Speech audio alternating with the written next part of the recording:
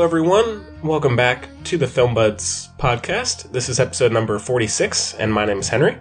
Braden. And while Chloe could not be here today due to, I think, pottery class things, we are joined once again by Cooper Murphy. Howdy. So thanks for coming on, man, filling in. Yeah. Appreciate it.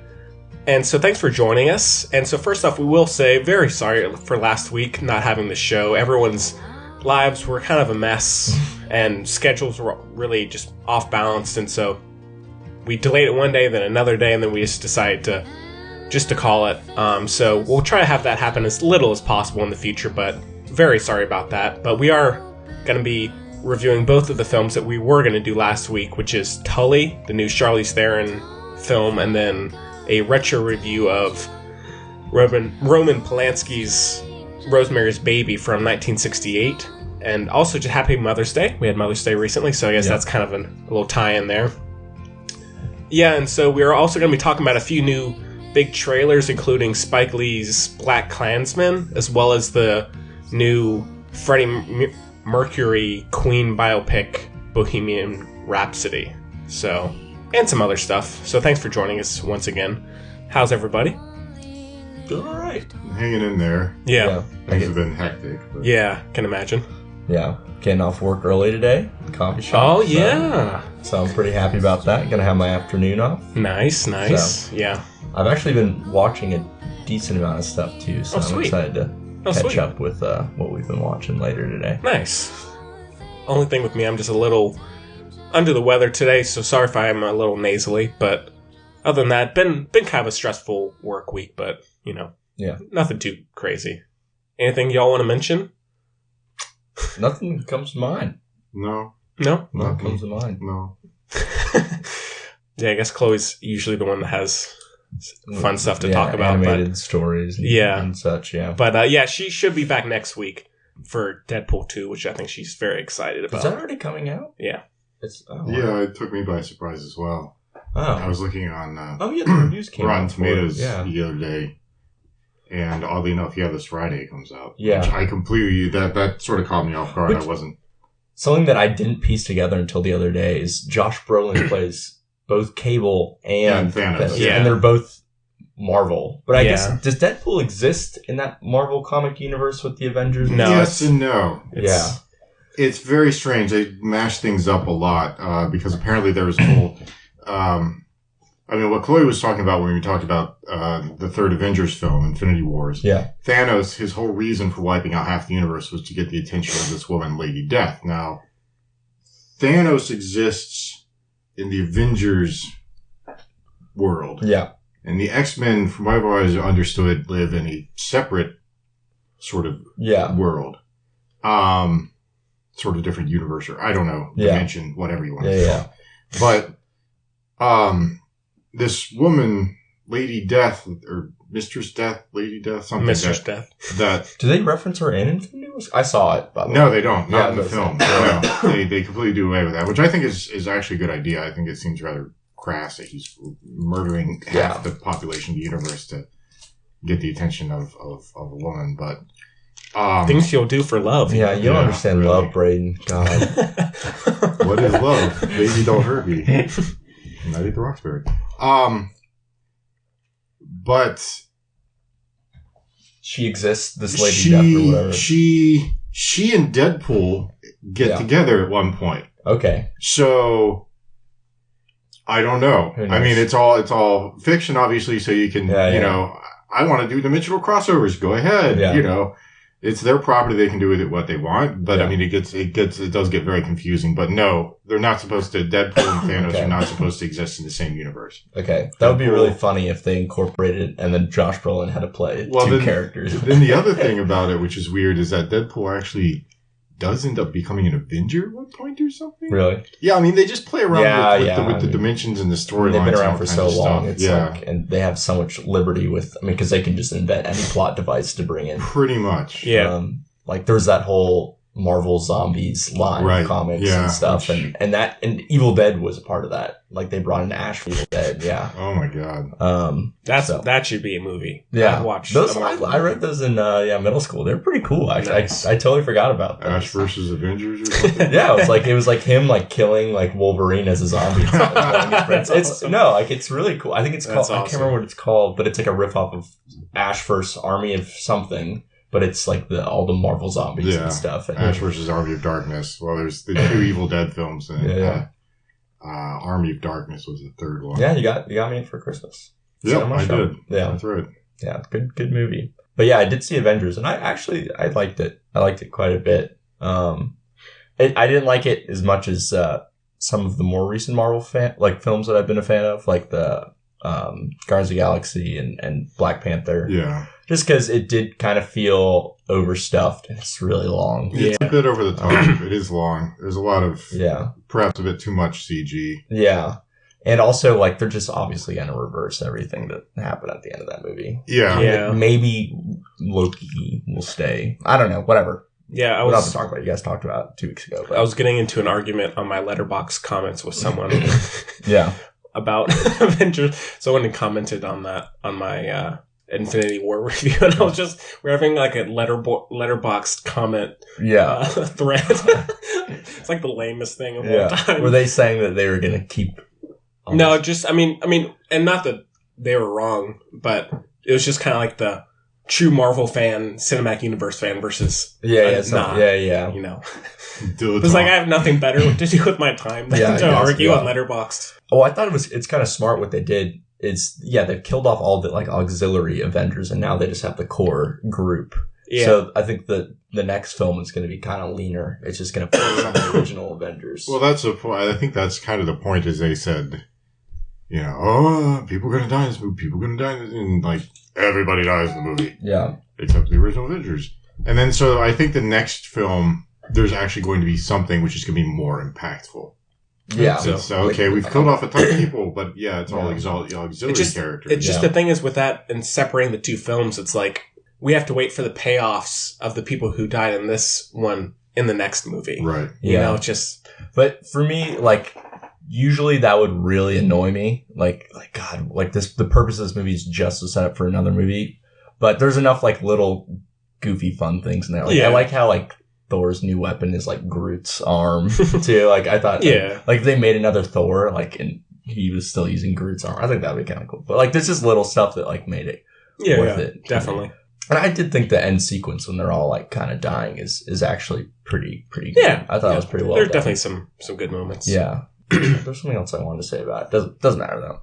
My mom believes that they're all going to stay dead. And she's like, oh yeah, they're not bringing them back. Like, yeah, let's just make one Black Panther and then just never make another one. Just kill him. Well, that's what somebody was saying last week is, we've already got films for some of these guys in the pipeline. So, we know we've got another Doctor Strange movie. We know we've got another Black Panther movie. I mean, that ruins the whole thing. I don't care. I mean, I know you've got to go into these with just complete suspension of disbelief. Yeah. It's a friggin' superhero movie. Yeah. Right? So there are certain films, again, it's like a bifurcation. It's like a 2-track thing. There are the quality films that are supposed to be more human, and then there's like superhero sci-fi fantasy films, totally different tracks. People may take issue with this, and I can understand why, and they can argue with me all day, but I'm absolutely not gonna change my opinion on this, but they should be judged by different merits. Yeah, I agree. So, or using different sort of rubric for what determines the quality of them. Yeah. Mm-hmm. At the same time, I think that films like The Dark Knight complicate that and have maybe changed people's expectations. But at this point, you should have realigned back to how it was, where it's like you judge this type of movie like this type of movie like that. Yeah. Mm-hmm. I agree with you, though. I agree with you. There are some absolute quality films out there that do blur that. I mean, the Dark Knight series being one of them. I think Blade Runner also, again, I Blade Runner all the time. But it blurs the lines between sort of a dark human, complex inner existence, existential kind of thing, and science fiction, obviously. Yeah. And I know that there are other examples out there. I'm trying to think of some right now. It's not like a big blockbuster, but Ex Machina is something like Ex Machina, yes. Yeah. Is spectacular. Yeah. But I see what you're saying. A lot of people kind of relegate like sci-fi and fantasy to its own type of realm. Yeah. This is a sci-fi film. It can't be judged as this. Or the other way to look at it. This is a deep human film. The sci-fi is so minimal in this. It's not even sci-fi at all. Well, so much of it pivots on like Ex Machina. So much of it pivots on the significance, the importance of artificial intelligence and so forth. And so, I don't know. Anyhow, I think it still qualifies as science fiction. Anywho. Should we get into our review of Tully? Science fiction. Yes, definitely. With that done, we can jump into our review of Tully, and we should have a clip, so take a listen. Okay, I'm gonna go upstairs. Okay. Watch a movie with Drew. Okay. Have fun. Yeah. Oh, I can put on headphones if you guys want to make some noise. Oh, no, we don't. We're good. Okay. Hey, kiss goodnight. She'll be different in the morning. That's sweet. No, she will. She'll grow a little overnight. So will we. Hey, baby. Say goodnight to Mommy.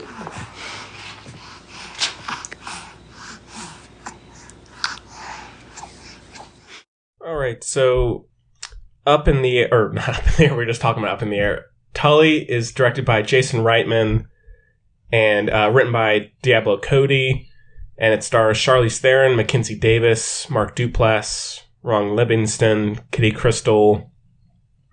That's about it, I think. And the plot synopsis is a mother of 3 hires a night nanny to help with her newborn. Diablo Cody has written 2 other of Jason Reitman's movies, which are Juno and Young Adult. And so they've kind of been a writer-director trio, or duo, for a while now. And it also had a surprise screening at Sundance this year, but I didn't get a chance to see it. What did y'all think? Braden? It was a movie? I don't know. I mean, how spoilery do we want to be? Well, let's do a quick non-spoiler, and then since it's not a huge film, I guess we can just keep on recording and we'll just indicate when we're spoil it. I thought the story was actually pretty interesting. I thought the little, I don't know what you call it, twist. I don't know. Again, that's veering dangerously close to spoilery, but I thought that was totally unnecessary. I thought it was frustrating and goofy and silly. But there were, I thought, some very touching moments. I can understand that. I'm not a parent myself, but I think it was interesting. I saw some of the parallels about, grappling with middle age and dealing with life and the aging process and maturation and all that kind of thing, and how they can wear you down, and the difficulties, the complexities that go along with that, and a lot of the sort of self-reflective anxiety, and also the realization of what parenting can be. Yeah. Well, that's a whole other thing. And I won't even really comment on that again, because I'm not a parent myself, and I understand that to a certain extent. If anybody throws that, well, you're not a parent, you don't know shit at me, I'm gonna smack them straight in the Please mouth. go for it, Brent. But just because I have not decided to spray my DNA all over somebody. Does not mean spray my DNA. Yeah. Does not mean it's time to spray my DNA, ladies. The birds and the bees, Brayden. You have a misunderstanding about this. No, plug into the DNA hose and spray it. Tell that to Mary. So she takes it. Yeah. But I'll jump in. I actually like the movie a good bit. I love Young Adult. Mm-hmm. I really like Diablo Cody's writing voice for the most part. I did really like Juno upon first viewing, and while I still like it, it is one of those movies that feels almost a little too written at times. But I do love Young Adult, just kind of brutally honest, and it's almost like the comedy of The Office, but in kind of the arms of Charlize Theron, I've heard it's pretty good. I haven't seen It's Young very- Adult I've seen myself. it either. Juno, I didn't much care for. I really liked J.K. Simmons. I really liked Jennifer Garner as the parents. Yeah. But Ellen Page and Michael Cera were just kind of... Yeah. Mhm. I will say, Reitman and Diablo Cody, they seem to get really good performances. The script, the direction seem to get really good performances out of people. Because Charlize Theron She's amazing. in it. and Ron Livingston in this in particular, I thought were really good. Mackenzie Davis as well was also really good. But Charlize Theron, I thought, was outstanding. Yeah. Yeah. And So- she's fantastic in Young Adult as well. Yeah. But yeah, I mean, and that film is very, like, just kind of brutally awkward hmm because it's about this woman who's really kind of damaged emotionally. And she is kind of like the Michael Scott version of that story where she just says everything she's feeling and has no filter, really. But this one I did actually like a lot as well. I just liked, again, its honesty about, and now I'm not a parent either, but at least having been raised by a parent and having kind of even just working at Joe Van Gogh, seeing so many parents with kids go through every single day, hmm kind of the realization of like, well, of course, parenting is I'm sure a wonderful thing. At times can be terrible. It's, exhausting. It's aggravating, everything under the sun. But again, it's also can be, I'm sure, a magical thing to be a parent. And so this one really doesn't hold back in showing that. And I know that I read an interview with Diablo Cody and said she's a mother of 3. And so at least she has some clear experience about what that can be. And I would say even this movie, I don't know exactly what they were really intending. It almost shows like Charlize Theron has almost like a mental illness in a way. She's like just so far gone in a way at times. And I mean, I know it's dealing with postpartum depression as well. I don't know how accurate that is, but just showing a person having to deal with 3 children on her own, I felt was realistic and Well, that's an interesting thing Was about riveting. it. It's what she wasn't really dealing with it on her. She had a husband, and the Yeah. husband was actually a good guy. I yeah, mean, granted, he had a job and he was trying to move his career forward, and so he was not as present, obviously, as the mother. But I mean, he was there. He was present. He spent time. He helped the children with homework. So it's not as though he was sort of like a 1950s or 1960s father, where Yeah, he that's would true, come home, true. sit down with a Tom Collins, watch the news, maybe pop a kid on the butt for acting out, and then go to sleep. Yeah. You know, so he was actually present. He made lunches with. He did homework with the kids. He tried to help. But I mean, even so, because he was still very much focused on his career and in trying to improve not just his situation, but his family situation as well. I think it was interesting that Diablo Cody did that because, as edgy, progressive, I don't know, as a lot of her characters are, it's very interesting that all these people seem to sort of set into very traditional roles within the household. Mhm. And so you've got a mother who is obviously very intelligent, could have her own career, but she is at home with the children. She's a homemaker. And I think that, that's by choice. And so, but then you have the husband who's pushing his career. And so it's still interesting how they fall into these very traditional sort of roles within this household. yeah. But, I mean, I think it's, in a way, it's interesting in how they do it. With that said, how someone in a relationship or 2 parents, it's the one can be perfectly fine and be helpful, and the other one can be maybe seemingly okay, but actually kind of struggling, especially like the mother who had just, been raising the kids and yeah, maybe dealing with postpartum depression and well, I think other that things was as well. Yeah, I think that's what Diablo Cody was trying to convey is the fact that even if you have a good marriage and your spouse is a spectacular person who's actually there and present and helping the children and a good husband/wife, if you're home and you're taking care of those children, it's still A lot, incredibly yeah. traumatic just because it's so exhausting. Yeah. Mhm. And I mean, kids, sometimes they have, little glimmers of brilliance and joy and all these kinds of things. But a lot of times it's screaming and poop and Yeah. messes and things that generally you know, as an adult, you'd rather not have to deal with. Yeah. So it's difficult. I mean, and she does a very good job of showing how difficult motherhood is. Yeah. And that this is not something that should be taken for granted. That mothers obviously are important and should be treasured for everything that they do. That being said, you know, I try to let my mom know, Mom, if you're listening, thank you. Yeah. But I nailed Mother's Day this year. Oh, I did too. Yeah, I saw Avengers with my mom. She was very happy. Oh, nice. That's a good one. She loves. Yeah, I mean, this is the second time she saw it too. Really? Really? My mom is a big Marvel fan. Really? My mom is the opposite. Oh, yeah. Yeah, my parents are so very anti-Marvel. It's not even funny. But She's like, Marvel? Is that the same as DC?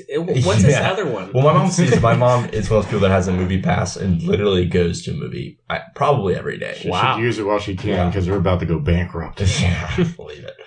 And why? I guess since now Cooper, you didn't get a chance to see it, but you had like the whole movie spoiled for you. Yeah, but by the time when you were working it. Oh, sorry. Sorry. Sorry. Some random phone number's calling me. Okay. Low American Idiot. All right. They tie in there. I guess we could, since there is, saying a twist is, I don't know, again, if that is the right way to put it, but if you don't want to have Tully spoiled for you, you can just check in the show notes. Stick your fingers in your ears right now. Yeah. Say la la la la la for the next 10 minutes. Yeah, and just move on to the Rosemary's Baby section, but spoilers now for Tully. Well, Cooper, did you want to, since you haven't said much, the sad reality of working in a movie theater is people just assume that you see every movie that comes in. The other night I was working my shift in a group of about 5 elderly, probably more. There's probably about 10 of them actually, because it's like this big movie group that comes sometimes. They went to go see Tully and just came out of the lobby and beat for beat spoiled the whole entire movie, including the twist, which was funny because half of the group didn't even realize there was a twist, which... Granted, I didn't see the movie, but it seems more than evidently clear. Yeah, it's pretty straightforward. It's not really, I mean, it's a twist, but it's not a twist. You kind of go, oh, yeah. Yeah. I mean, it's like, the way I put it is it's M. Night Shyamalan presents motherhood. Yeah. Well, I guess we'll say, so it's the Tully character played by Mackenzie Davis is a younger version of Charlize Theron. Marlowe.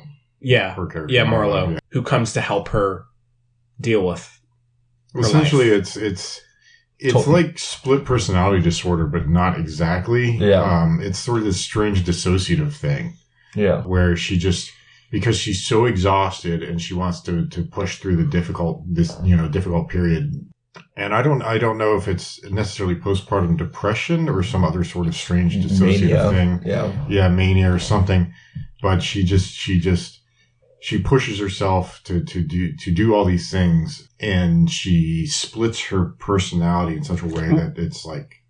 Well, I would actually say, I've even I read some reviews of it afterwards. I don't even know if you're supposed to take her character literally. I've seen a lot of people say it's a fairy tale. Mm-hmm. And so, I don't even know if you would have to say that she's imagining this. It's just kind of a fantastical dream in a way. Well, my question is the movie designed in such a way that like it would be believable that she's like projecting this character, or like, for example, is there scenes with like her, Tully, and then like her husband all talking and stuff like that? Yes. Yeah. Oh, so there's a sex scene, in fact. Oh, okay. Which is... So I guess at that point you just have to assume that it's like a foreplay scene. But... Yeah. Yeah. And so, it's almost in the way that Steven Spielberg's The BFG almost plays like a dream, which obviously that is much more fantastical, but it's like clearly she's not running off with a giant and then meeting the Queen of England and all this stuff. And this, while it is presented in much more of a grounded reality, I feel like it's almost, you're just meant to see it as almost like a fairy tale dream kind of wish fulfillment, having someone, and just the idea of a younger version of you being able to like come in and help you, or saying like, oh yeah, I do want that life, but then also exhaust or kind of hard to deal with when you actually get it. That was the whole thing at the end, their night out in Brooklyn, and then they have the conversation, and the older version, this is something I'm cool with. The older version is saying how much she misses the younger version of herself and sort of this worldly wisdom, and she could have all these higher thoughts because she didn't have to deal with sort of the day-to-day grind. And so she had all these big thoughts, and she had this sort of worldly tantric wisdom thing going on, and she could think about existential thoughts and all this kind of stuff. And then the younger version was saying how much she admires the older version because she has to deal with trauma, with the travails of family life, but there's stability, there's security, there is underneath all the poop and the screaming and the messes and all of that, there's still love. Mm. And that's something that everybody in some way, shape, or form is looking for somehow. Yeah. At least most sane, stable people. I don't know. It's difficult to say. I don't know that it's necessarily a fairy tale, because magical realism would be, the notion that when she's going through this, she has like the younger version of her splits off from her and then walks around and does things independently of her. Mm-hmm. But I get the impression that, and they go through the whole thing. It's not some sort of fairy tale thing. It's right. When they're in the hospital, they say your wife is exhausted. She's showing signs of sleep deprivation. Yeah. Which is, again, obviously that's the dissociative split personality, whatever it is exactly. Obviously, I'm not a psychiatrist or psychologist, so I don't know mania, hypomania. I don't know what exactly the diagnosis would be, but she was suffering from some sort of clinical, definitely, mental health, definitely, issue. It's not a fairy tale. I'm not saying it is a fairy tale. It's presented almost in the way she sees it as a fairy tale, as like this wish fulfillment. Yeah, okay, idea. I can understand. I'm not saying this is. Okay. Yeah. Cut and dry fairy tale. Misunderstanding something. Yeah. But I just, in terms of like you being able to have someone, like if a single mother or someone being able to like wish they could have someone come into their life, help them. There's a recycling truck. Kind of like just disappear. It's just that idea of having a secret elf helper, like a Santa's helper type person to help you with your struggles of your life. Well, isn't that what au pairs or nannies or but in terms of it, in terms of the twist and how it's actually herself, and so she knows herself. Yeah, But I like that angle of it. But you didn't like that. Like it felt cheap. I don't know. I'm still trying to come to grasps with what. It's like have children go insane. Yeah. What is the message? That's what I'm curious. At the end, like, I don't know. Have all the kids in her arms. She love you guys, or like she's a good mother. Her husband is a good husband and father, and yet she still has this break from. I don't know. I'm not sure what the message. I don't know if there is a message other than motherhood is tough and should not be. I'd say even if from the outside, a mother who goes out with her kids can seem perfectly fine. Sometimes when she's at home, or just any parent can be struggling. Mm-hmm. Like, there's people who have come through, single mothers who have come through with kids who have talked to me and some of the other baristas just about their lives.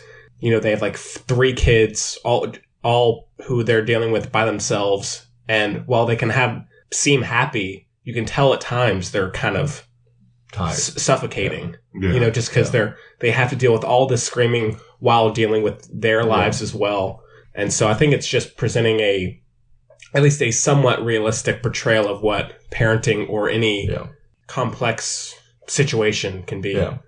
My mom is really pushing me to see this movie because my mom is a single mom, raised 3 boys, and had a career too on top of it. So she was like working 40, sometimes 50, 60 hours a week. Yeah. And, she really liked it and stuff. She said that it was pretty accurate and just, my mom is far from perfect, but she said just in terms of like her mental breakdown in the movie type of thing, like she's like, it seemed believable. And for most of my life and my brother's life, it was just my mother. I can, especially since I live with her and I've seen the entire kind of, arc, I guess you can say. But yes, I don't know if it's saying one thing or the other. It's just presenting a slice of life. Yeah. Darker or however you want to put it. But yeah. I did really like Charlize Theron, really liked Mackenzie Davis. Mm. liked some of the dark humor in it. Same thing with young adult. And with Jason Reitman, I think for the most part, I think he kind of needs good material to make good films. Because if you have either of you seen Labor Day, No. it's pretty bad. Well, I heard, what was it, Men, Women, and Children? Yeah. Is that the one Adam Sandler that he did about social media? That one's not great I either. heard that was pretty awful. And actually, good I brought up Labor Day, because that one is almost like a fairy tale reality, almost like this, although it's done much, much worse. Really? And so I think it's good he and Diablo Cody have this partnership, as well as Up in the Air but that was a book. So I guess, so I think he needs good material, but he can make very good films if he's headed down the right path, I think, or has the right stuff to work with. But it's one of the more entertaining and interesting movies I've seen. So, yeah. Very cool. Yeah, cool. Brandon, anything else you want to? No, I don't know. I mean, I'm still... I get the point. Oh, no, it's just some weird car, like, backing up. I kind of understand the point of the mental break that Charlize Theron's character, Marlo, has. Mm-hmm.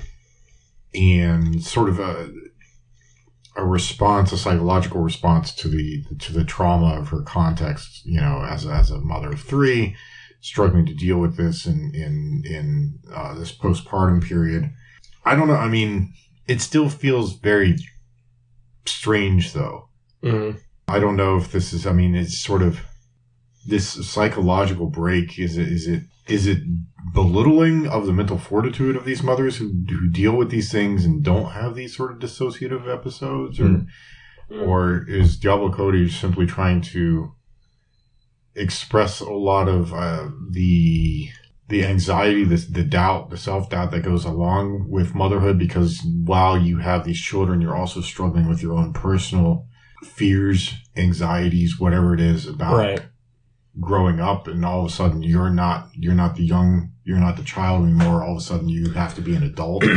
I don't know. I mean, I kind of get it, but it still feels in a way you can do that without having to have this little M. Night Shyamalan twist, right? Yeah. Like in trying to display the strength of motherhood and the fortitude of these women who do this, that they have this mental break thing. I don't know. I mean, I think it's just bringing up that idea of, it's almost like a cliche of someone being older and saying, "Man, I wish I could have known not to do this when I was 25. If I'd been able to talk to myself, blah blah blah. Yeah, like travel someone back in time, like, yada yada yada. Someone who wants to be a Wall Street broker, oh, I want the money, I want that lavish life, and then when you get there, it's a little different, or it can be, or I would think it would be. And so it's just that kind of idea of looking back at your life and or looking forward, and just wishing you could know things one way or the other. But, well, you want to give star ratings? I don't know. This is a tough one for me because I keep vacillating between 3.5 and 4. Because, I mean, I really liked some of the dialogue. I really liked the performances. I thought the direction overall was really good. I liked the use of lighting, and nothing felt overly sort of like bright and beautiful, which I think fed into the trauma, the difficulty, the complexity of her situation. And so there were a lot of technical things that I thought were very good, but the crux of the story, the whole twist thing, in a way, I'm finding it difficult to reconcile with the whole intent of the film. So I don't know. I keep vacillating with 3.5. I'll go 3 3/4 stars. I don't know. 3.75. 3.75. Yeah, I'm kind of between 4 and 4.5. I'll go 4.25. 4.25. Okay. Yeah. So, all right, well, cool. So it averages out to 4. Yeah. Okay, well, with that done, we can move on to a retro review of Roman Polanski's Rosemary's Baby. And we have a clip for that one, so take a listen. What time did I go to sleep? You didn't go to sleep. You passed out. From now on, you get cocktails or wine, not cocktails and wine, huh? The dreams I had.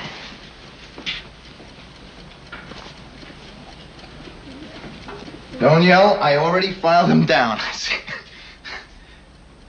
I didn't want to miss baby night. You... And a couple of While my I nails was were out? ragged, and it was kind of fun in a necrophile sort of way.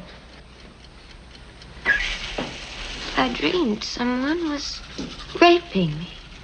I don't know, someone inhuman. Thanks a lot.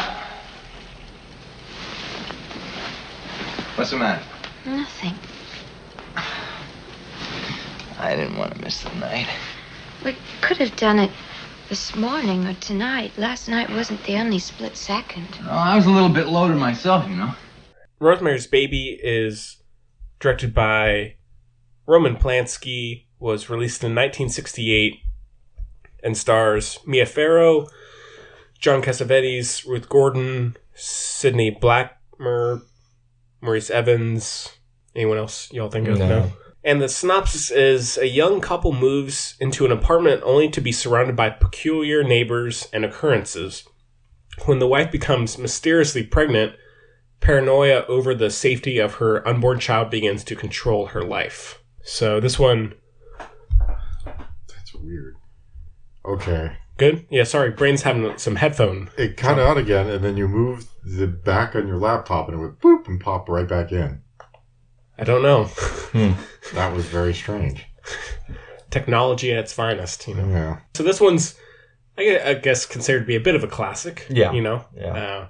Yeah, it's in the Criterion Collection, and definitely a kind of a signature mark in the horror genre, I would say. I guess, and probably Roman Polanski's most well-known as well. Well, Cooper, jump in since you didn't have Tully. So I like the tie-in with mother neuroses. I guess this is probably a little more extreme than Tully, considering she's giving birth to the child of Satan. Yeah, but I've never seen it before. But it's such a popular and such a huge movie that I don't know how it flew under my radar. But I loved it. I thought that the performances with Mia Farrow and John Cassavetes were just so good. Like, I am obsessed with John Cassavetes now. Like, I'm very excited for the Criterion sale next month. Oh yeah, I'll pick up a box set of his. Mm-hmm. But yeah, I thought that the only other Roman Polanski movie I've seen is Knife in the Water, which both movies are kind of driven by suspense. But I feel that this just pays off so much better, and it is definitely more of a, I don't know, typical Hollywood type of movie where, it culminates in this pretty extreme in a pretty extreme fashion. But yeah, we've talked about horror on the podcast before, and this is the type of horror that I love, where it's all in your head, and you're doubting it along with the character, and there's restraint shown, really up until the end, there's only one really horrific scene, and it's the blood orgy scene. But even that is pretty. You're just seeing limbs and stuff like that, and I don't know. It's really been sticking with me the past couple days, and just there's so many memorable scenes, so many memorable performances, and just the music. The score is the lullaby. Oh my god, the score is very good. Yeah. Have you not seen Macbeth, his version of Macbeth? No. Oh, it's good. It's on Criterion too. Yeah, I'll have to check that out. But yeah, I just thought that just the way that they drop little hints throughout the movie, I thought really good use of foreshadowing, with the closet stuff, and the one thing I guess maybe I'm not even knocking it because I like their characters, but the neighbors were kind of cartoony. Yeah. They're kind of obnoxious and stuff. That's what ruined the whole thing for me, actually. Really? Yeah. I didn't go bananas over this film the way that most everybody I know does. Mary loves it. You both seem to adore it. I watched it and I just kind of went... Really? The tongue out? Didn't do anything for me. The tongue out, man. Damn. Mia Farrow was just... what is going on? I don't know. Oh my god. Yeah, but she played it well. I'd say the whole film was pretty over the top, And John Cassavetes was so stereotypical. Hey, baby, what? He plays a perfect sleazeball. Yeah. Yeah. Just the way he oh my god, just the way he kind of. And then the moves neighbors, around. you've got the guy who's this he strikes me as this very over the top, sort of classically trained actor, and then his wife Ruth Gordon, who I guess you won an Academy Award for this, but the whole time it was sort of like It's just very a really theatrical. bad Long Island impression. Hey, how you doing there? Hey. I mean, Did I tell you about my neighbor across the way? Yeah, well, that's what I like that I mean, stuff. it's so, like, everybody, all the characters in it were just caricatures. They weren't actually, I never felt like they were real people. They were all but just does it need to be? If she gives birth to Satan, I mean, it's Yeah, not like, same thing with in Mother. Actually, it's actually similar to Mother, I would say. I mean, But maybe there was some message I was missing, but, she has Satan's baby. And then they have the big powwow, the big get together. Yeah, I mean, it's a baby shower for Satan's baby. And then it's like all the people who are Satanists, there's nothing really.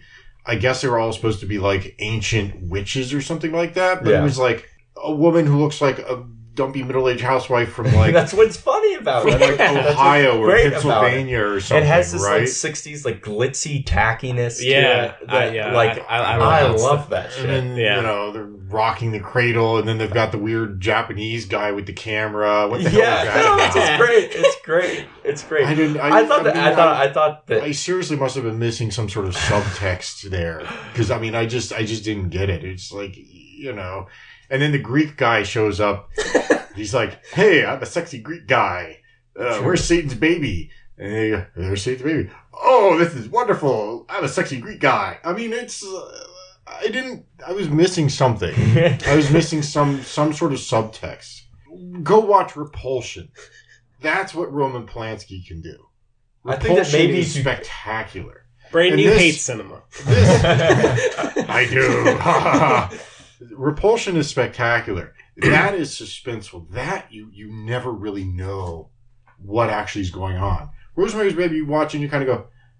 But I'd say they're different films, different types of films.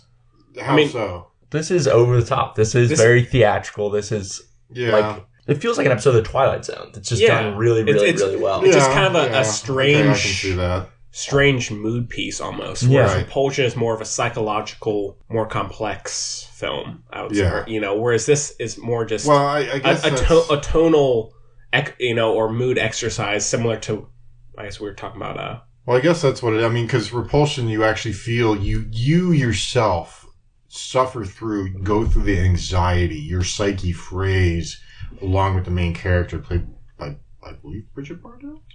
Who is the main character? I'm gonna have to. Mia Farrow?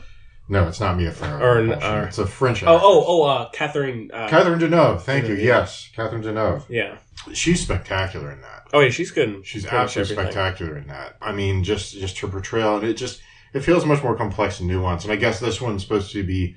I guess it's intentionally a little more campy. Yeah, or I would definitely say so. Hollywoody or something. Yeah. I don't know. It's watching Repulsion and then that being sort of the touchstone, the benchmark for Roman Polanski films, and then watching Rosemary's Baby, which everybody just goes bananas for. And then I watched it and I kind of went, it doesn't really affect me the way that Repulsion. I mean, Repulsion, I watched that by myself in my apartment when I was down in Athens for grad school. Mm-hmm. And I mean, it's seriously, after about 15, 20 minutes into the film, I seriously was like freaked out. No, I'm not joking. I mean, I was, 35, 36 at the time, and I was kind of going, oh my God. And I was running around my own apartment, turning on all the lights, looking in the closet. Did this come out post or pre? Pre. I believe pre. I'm gonna look that up quickly on IMDb, but because it was 68. 68. It was 68 for Rosemary's Baby. Yeah. So, but Cooper, go on. Well, like I was saying before, like I'm a huge fan of the Twilight Zone, and there's a lot of like dud episodes of the Twilight Zone, but I still like watching it, even the ones that aren't great. I mean, similar to like the X-Files, like there's some good and there's some not so good ones. Yeah, and I feel like you could slot this into a Twilight Zone. Like this could be a Twilight Zone episode, and it would be the best Twilight Zone episode. Mm-hmm. And like, Mia Farrow kind of plays this like doting wife that's like just confused and stuff. But like, I just thought that just how like gross she got throughout the movie. She was so sickly looking and like pallid and nasty. And I don't know. I just something about her. And that haircut didn't help. You can see the sweat all over her forehead. Short hair is one thing, but I mean, that looks like a the haircut you'd give a 5-year-old boy. Yeah, and she had like her so skin was awful. like mayonnaise. Yeah. I don't know. I just thought, oh god. Yeah.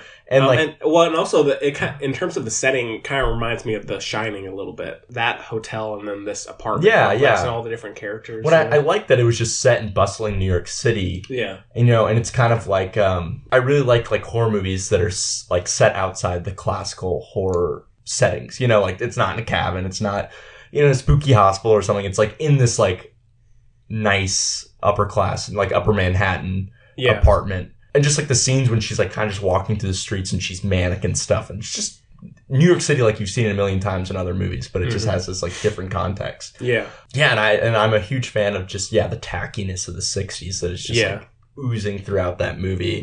Which I feel like I don't know. I feel like I haven't, a lot of movies I watch from the 60s are not from the United States, I feel like.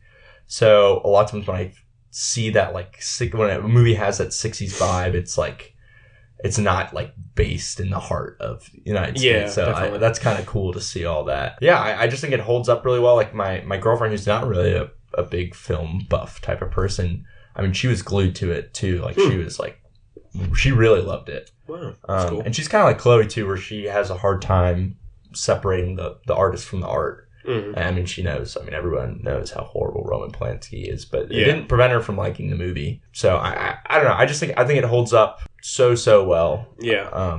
50 years later. So yeah, and of course, that is 50 years. Yeah. Yeah, I guess it is. Yeah, what do you have to say about? Sorry. Well, I mean, I like the movie a good bit. I haven't seen a ton of Roman Polanski stuff. I probably like this as much as Repulsion, and then the Macbeth adaptation is also quite good. But there's still a lot of his films that I haven't seen. But I do like this. I mean, I've praised them before, but I just do like these kind of strange mood pieces. And actually, going back to Mother, if you look at one of the posters for Mother, it's actually almost like a... Really? Like the face looking upward. Yeah. And it's similar to that film where she's just constantly second-guessing herself. Like, in Mother, when she sees the little clump of, like, blood flush down the toilet. Yeah. Or these just strange images.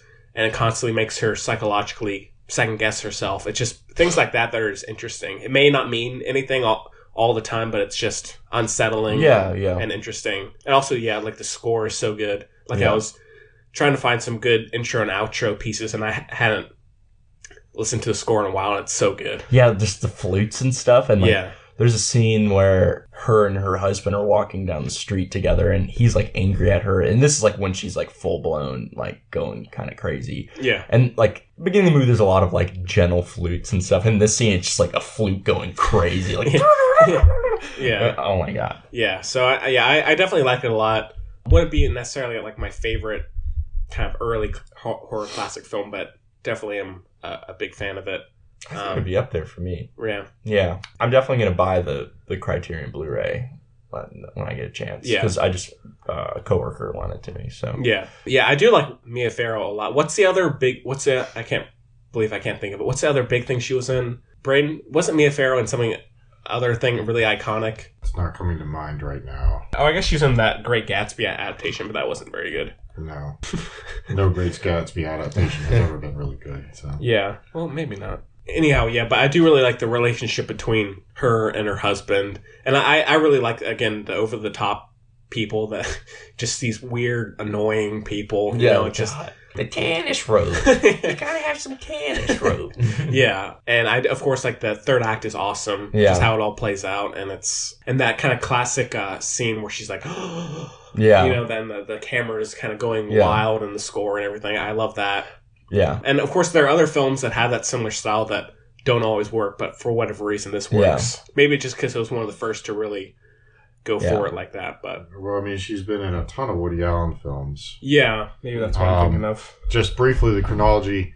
Knife in the Water was 1962. I don't remember if that was his first film or not. It may have been. It was. Repulsion was 1965, so that was his second film. Okay. And then Rosemary's Baby was 1968. Okay. I don't know if anything came between Repulsion and Rosemary's Baby. I don't think so. Yeah. But Mia Farrow's been Rosemary's Baby, Crimes and Misdemeanors, Purple Rose of Cairo, Hannah and Her Sisters. Well, she's in one of the Documentary Now films. Really? Yeah, that's funny. I think that the film definitely has some like goofiness to it and like can have you kind of chuckling. But I do think it is pretty unsettling. Like, Yeah. nonetheless, like, especially someone that's like, granted, I'm not going to get pregnant because I physically can't get pregnant, Yeah. but I am a hypochondriac that is one of those people that like need so many second opinions from doctors and stuff like that. Yeah. And like, once that like seed is planted in my mind, I'm like so neurotic with that type of stuff. So like, I definitely see the horror. Relate to yeah, it, yeah. And just that, the scene early in the movie when she's like impregnated, I think is so good. Like, I think that weird dream sequence. Yeah. Yeah, I and don't I mean, know. because It was she talks about the very disjointed and strange. well, it's a dream, Brain. Yeah. brain has very linear. No, it just there are dream sequences that are done well Yeah. that you don't know. Again, Repulsion. It's a good dream sequence. You know? Not really, but that's the point. Is if you can't differentiate between reality and dream sequence, what you're seeing is the viewer and what the character is seeing himself, herself, and you're having difficulty differentiating between those things. Again, it freaked me out to the point that I was running around the apartment, turning on lights and looking in closets. That's a good dream sequence. Yeah. What he did with this was just like, oh, there's a guy on a boat and she's walking naked, and then there's the devil. And it was just some sort of weird like. Yeah. I wasn't like laying awake in my bed at night freaking out over anything, but I thought it was well done. Yeah, I mean, it's just the idea of dreams, almost like how some Terrence Malick movies are, where it's so fragmented, you know, and everything is kind of all. You may remember weird small things about it, but then other things may be really dragged out. Yeah. Something too about the dream sequence, like it comes about 30 minutes into the movie or something like that.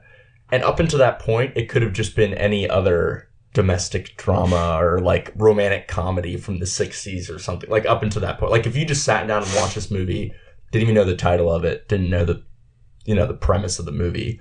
It just seems like this couple that are coming, like there is no horror up until that point. Yeah. And that's when it starts. Yeah. And I like that there is that, restraint. Where it just feels like, just what is this movie about? Just this couple moving in an apartment, you think that maybe it's gonna be a movie where they'll have marital problems. I mean, they do have marital problems. Yeah, but, and again, I mean, but then there's this fucked up blood orgy.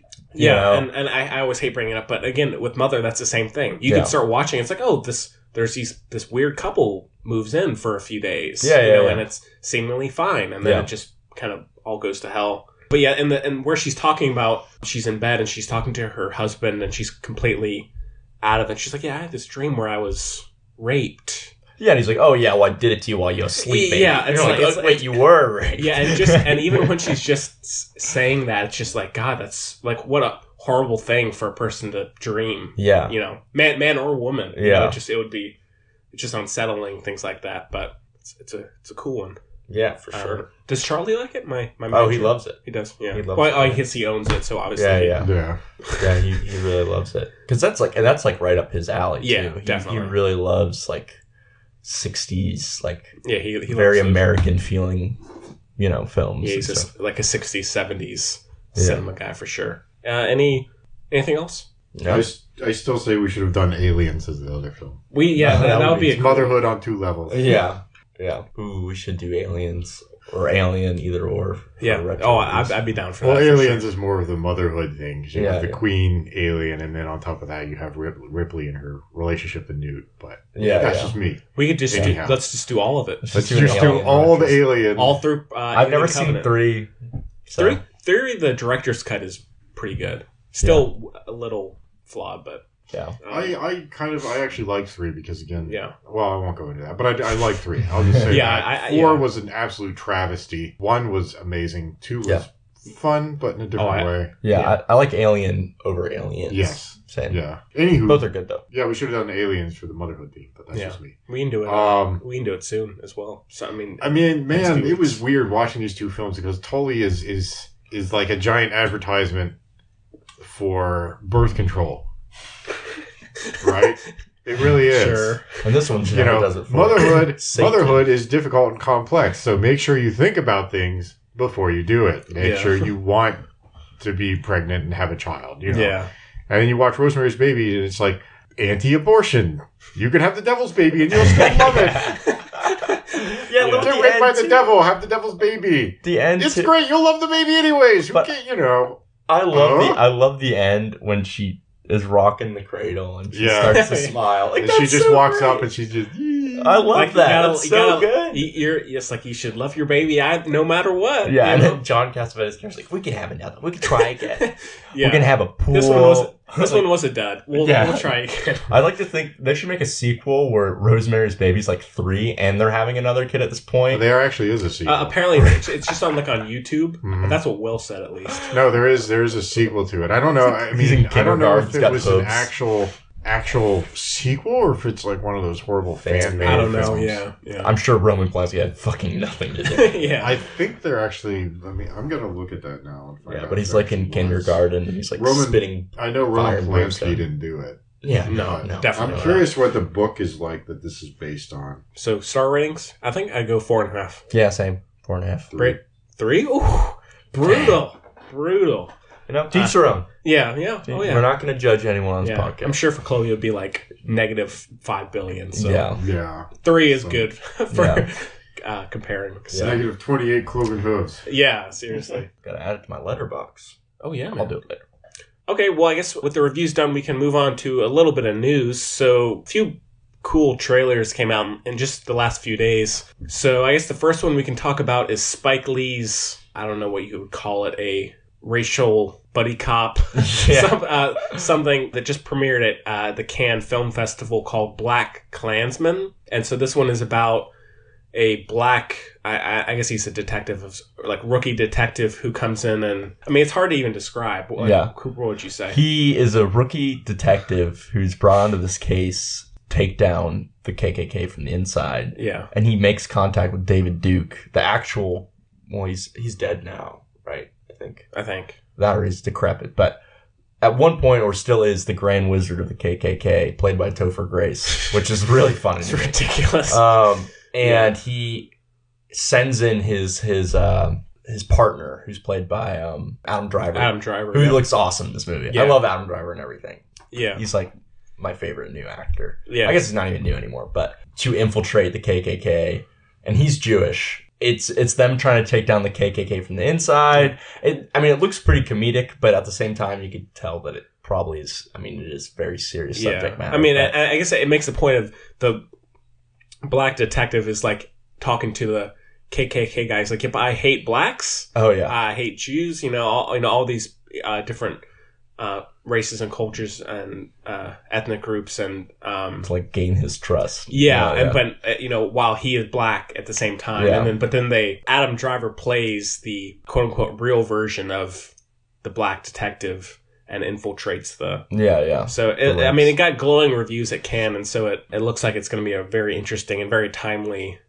Yeah, well, that's the thing that got me about it is it deals with a very important, very pertinent subject, a very timely subject, and it does it in a way that I think is true to the source material, but presents a very difficult subject in a way that it's more readily accessible, rather than getting in my face and preaching. This is bad, preaching. Yeah, I mean, Spike Lee, when he does good work, it's good. It's superlative. I mean, Do the Right Thing is amazing. Trying to think Inside Man, Jungle Fever. And I actually really liked Chirac. I need to see that. It's like, I think it's kind of divisive. It's so theatrical and over the top that I think it could easily rub people the wrong way, but I really loved it. So I thought it was interesting too in the trailer that they're bringing in like the rhetoric. I know we talk about Donald Trump, at least since I've known we've talked about it a couple times. He comes up once or twice. They don't say make like the Klans members in the trailer don't essentially say we're making America great again, but they say something that's pretty much that.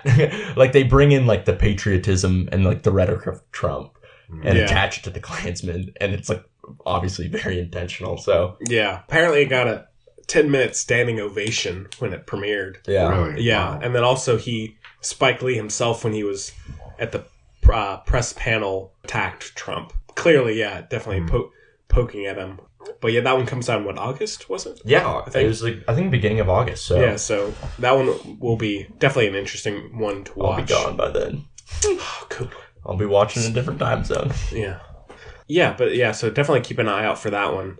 And then so the other one, I mean, there were a few over the last couple of weeks, but I didn't watch the the new Lars von Trier trailer. Oh, I haven't watched that. I heard it's that movie Oh. that also premiered at Cannes.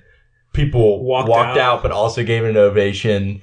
All I know is I saw tweets like, I don't care what it is. When you shoot a kid in a movie, it's not art or something. Yeah. Of course, Lars von Trier's. Apparently, there's violence against women and children. Yeah, in what a this. surprise. But then it's been getting glowing reviews for its commentary on. Yeah. I'm not even sure exactly what it is. Whatever. It's Lars von Trier Being Lars von Trier. Yes, but Take it or leave it, I guess. I'm more of a leave it type of person. I haven't seen much by him. I tried watching Nymphomaniac and found it completely unwatchable. Yeah, he's not just because it was a rough film. The subject matter is rough, but I don't know. It was just so kind of shoddily put together type of kind of. He kind of has that feel. Well, I mean, I'm not really a fan. Nothing against him, but I mean, I do like Antichrist. That was pretty good, and I liked Nymphomaniac. At least the first. Baby die in Antichrist too doesn't fall out a window at the beginning of the movie. I think so. Yeah. Oh, yeah. Which reminds me, I looked at Rosemary's Baby 2. There actually was one. It was not a theatrical release. It was made for TV movie. Ah, gotcha. Yeah, that makes sense. It was released in 1976, and the only returning person from the actual film was Ruth Gordon. Huh. The old neighbor. The old lady who actually, she was... I don't know whether she won or was only nominated, but she got a nod for supporting actress. It's like the equivalent of a Sharknado sequel. Yeah, pretty much. It's just like no one, It was supposed to be just awful. Yeah, awful. I can imagine. So, but then the author, actually, the interesting thing about this, as I was looking at this, the made-for-TV film, Son of Rosemary, I think it was called, something like that. Look what's happened to Rosemary's Baby. That's what the made-for-TV... Great title. That's what the made-for-TV film was called. And at the time, there was no source material. There wasn't a second book put out. But then later, the author of the original book, after the made-for-TV film, put out a book himself. A follow-up to the original book. Interesting. So, I don't know. Anyhow, it's all a mess. The second one was supposed to be just terrible. Yeah. But Lars von Trier, yeah, I mean, I did like Nymphomaniac, at least the first part. His films it's kind of hit and miss. Like, I can admire some of the style, but it just doesn't always do much for me. Well, sometimes he feels like he's doing shocking things just to shock you. Yeah. I mean, he's a filmmaker like Terrence Malick, where some people are going to love him and other people are going to completely loathe him and call it pretentious. Yeah. Well, for me, it's not. It's like with like Gaspar Noé, the Argentinian director, where it's not even. I mean, it is. I guess you could say pretentious, but that's not what rubs me the wrong way. It's just like the extreme like violence and how graphic his movies have to be for because that's just how he grabs people's attention. And it's like Rob Zombie almost. Yeah, it's like he doesn't even have anything that interesting to say. It's like he's definitely a good filmmaker, but it's like at the end of the day, why do you have to rely on these sort of gimmicks? Yeah, it feels like a gimmick. It just feels like a gimmick. Sexuality, and it's not even like he has one movie with like a couple scenes. Like every single one of his movies, it's like this is the one where we have real dicks in it, having real sex. Come on. And then like all his like other movies are just like insanely violent, but not. What is Desperate Now? I mean, he did Love. A couple of years ago. Gaspar Noé. He also did. Love. Well, yeah. Well, I was referring when I was just going on that rant. I was referring to just like Nymphomaniac and stuff. But Gaspar Noé did Enter the Void, Irreversible, Love, right? Which Enter the Void, it's like cool on paper, but there's a lot of. What can you say? Yeah, but then Irreversible, there's just like this horrible, like 11-minute rape scene. Oh, yes. The camera is just trained. Right. And my brother's really into his movies and stuff, so I've watched a lot of them. But it's too much. And there's also one, I think it's my thing. I can't remember the name of it, but there's also this one where literally in the movie, I haven't seen this one, it's about like an ex-cop or something, and literally in the movie, before the scene happens, there's a warning that pops up on the screen, and then he like rapes his daughter. Jesus Christ. And then kills her. And then that character is at the beginning of Irreversible talking about it, and I don't know, they're all just so disgusting. It's just like, it just airs on the side of smut, and just because you're implementing cool camera techniques doesn't mean you're making anything. It's like the trashiness, but it's like without any merit or entertaining value. It's just who's the Korean director? I'm trying to remember his name. Park Chan-wook did Handmaid's Tale and Stoker. Those are there's some sort of salacious stuff in those, but he doesn't use that as the point of the film. Yeah, It's not like Old Boy is a great film. There's some strange stuff. Like, there's some strange stuff that goes on in it, but that's not the point of the film. Yeah. And there's some other really spectacular things that he does in the film. Yeah. Like you could take away the hammer in the hallway scene, or like the part where he cuts off his tongue, it would still be a great film. And it'd still be a great film. Mm-hmm. Yeah. But those are just used to accentuate sort of the descent into madness and the frayed psyche of these characters. Yeah. As opposed to, I mean, like an 11-minute long sexual assault scene. That's repugnant. Yeah, and every single one of the Stooges films, there's one too. It's like what like you were trying to draw blood from a stone at that point, and it wasn't even good to begin with. You know what I mean? It's like what I don't know. And then Love too is just like them having like graphic sex. All the time. I remember. Yeah, when that one came out. Yeah, and there's all the press about that. Yeah. Whatever. But yeah, I think I've only seen Love. That's one of the few ones I haven't seen. Okay. I guess I don't know that I've seen any of them, and now I don't want to see any pass of them.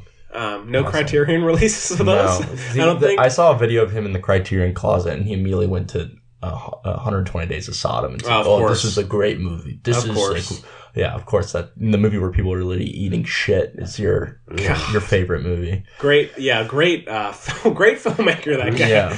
Yeah. Who said that? Gaspar Noé, the guy that did director. all those. The 120 Days of Sodom. Yeah. When did that come out? Salo? In the 60s. It's a while back, yeah. Yeah. Okay. That's another one. You want to rent your review? We could have a whole conversation on the Phillips of. I think I keep confusing Salo with Antichrist for some reason. Very different. Yeah. Antichrist is. There's one scene near the end. I won't say it on live here, but it's like I can't unsee it. Not that it was like an ineffective scene, but it's just like. Do you know the guy from that directed Salo, Pasolini? He was killed by someone, ran him over with his own car and then smashed his junk.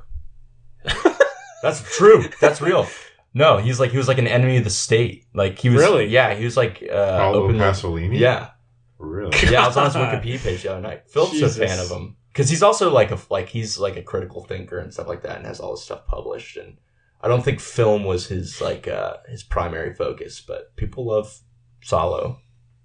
I don't want to watch it. I think it's a little too much for me. Yeah, but, just a bit. So, sorry. Well, enough about genital mutilation. We went some dark stuff there. We went down some really strange hallways there.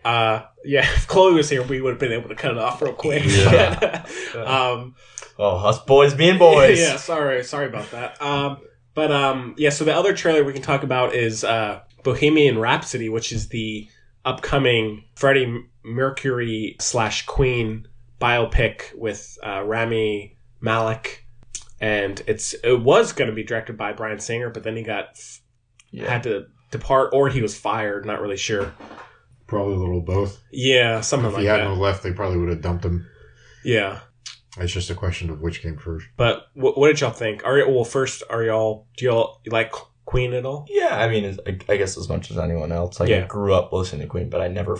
Definitely some good hits. Yeah. But at this point, it's kind of overwrought. You know, it's like when I hear Bohemian Rhapsody coming around, I'm going to change it. It's like I've heard this a million times. That's the thing is it's, I grew up, 90s, the era of Mike Myers and Wayne's World, and it was just everywhere Bohemian Rhapsody. Yeah. Bohemian Rhapsody.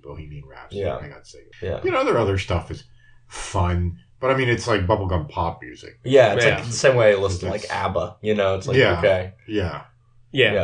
It's not bad. I mean, I'm not. No, it's not bad. I mean, the songwriting is spectacular, and the musicianship, Brian May, is outstanding. I mean, the whole band was really quite good, and they did some sort of groundbreaking stuff for the time. Post-disco, early arena rocky. Yeah. I mean, just the kind of operatic nature or style of Bohemian Rhapsody definitely has had an impact for sure. Oh yeah. I think I don't know if it was someone involved or someone outside of the project, at least yesterday, called out the film, or at least the trailer, for not showing his side of sexuality or anything dealing with that. Well, this is a teaser trailer. I mean, it was and so I don't know if the film delves into that or not. I'm sure. I mean, especially just considering his death. Like, how could you just ignore sexuality. Yeah, and so I'm hoping it does. I'm sure it will. But Yeah. I mean, it looks pretty entertaining. You know, it'd be a cool one to watch. The issue, so he definitely looks like Freddie Mercury, like they got the look, but something is up with, it looks like, I mean, you can tell he's wearing like fake teeth. Yeah. And it really, I don't know about this. Like, yeah. And I guess like with these biopics and stuff, they're never going to look just like him, but they're like, he looks like a character of Freddie Mercury. Yeah, I mean, it makes the point of like, I wish, or the argument of, I wish they would do more films like Steve Jobs with Michael Fassbender, where he doesn't have to look like him at all, but he can still play the character so well. Yeah. I feel like no one ever talks about that. Yeah, I mean, it didn't get like any Oscar noms or anything, so yeah, it got completely overlooked. Yeah, so that one comes out in November, I believe. Don't know if it's going to be an Oscar film or not, but maybe keep an eye out for it, especially if you like Queen. Yeah. Well, I think the degree to which it's an Oscar, it's potential Oscar bait, I think it deals with some of the social issues. Yeah. That. The thing is, it doesn't touch on that at all in the trailer. The trailer just looks like garbage. Like that film I would not see. I'm sorry. Really? Yeah. No, I wouldn't. It's I'm Freddie Mercury. Nobody gets my music. I want to put a big 6-minute opera thing in here and nobody understands my music. I mean, that's boring. I've seen that hundreds of times over. Who gives a shit?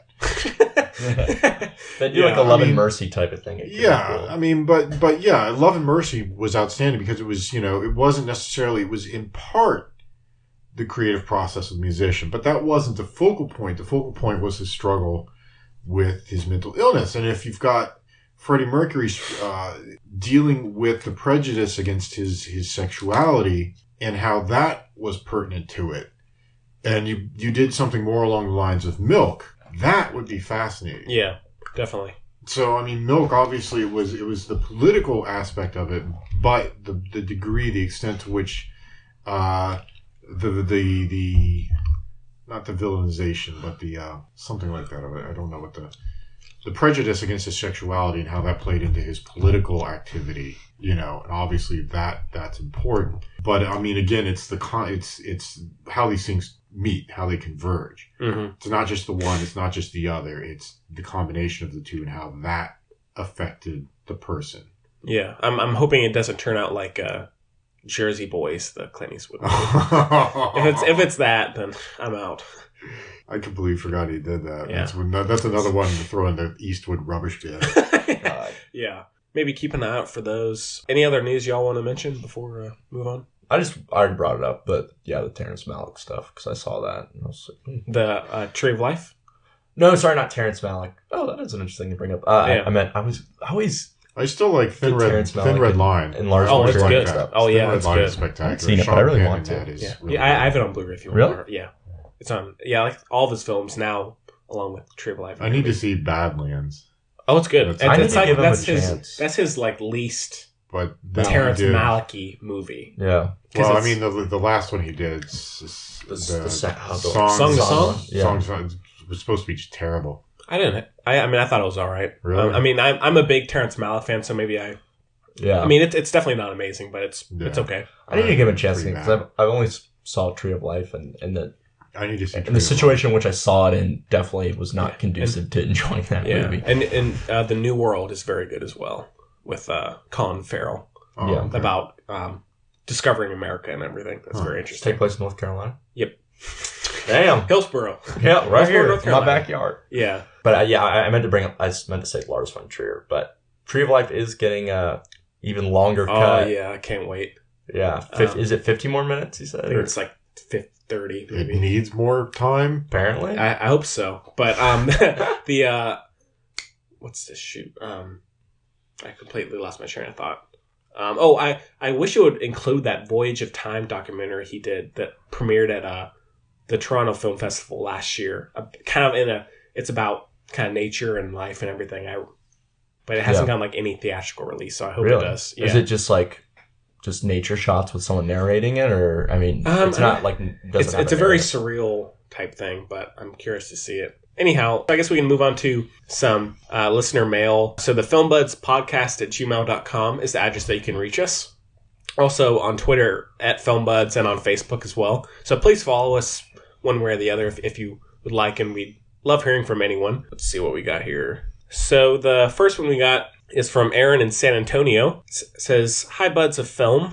What do you think of the criticism by directors saying Netflix is a bad thing for most filmmakers and or movies? Do you think it's a losing or winning game for them if a movie lands on Netflix instead of getting a wide theatrical release? Love the show, Aaron." That's a tough call. Yeah.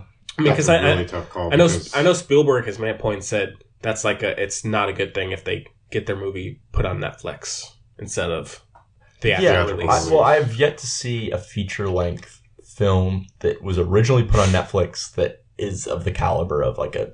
Well, I mean, because I need to watch Mudbound, but Mudbound is supposed to be quite good. It's good. And the director of photography that did that went on to do Black Panther. Yeah.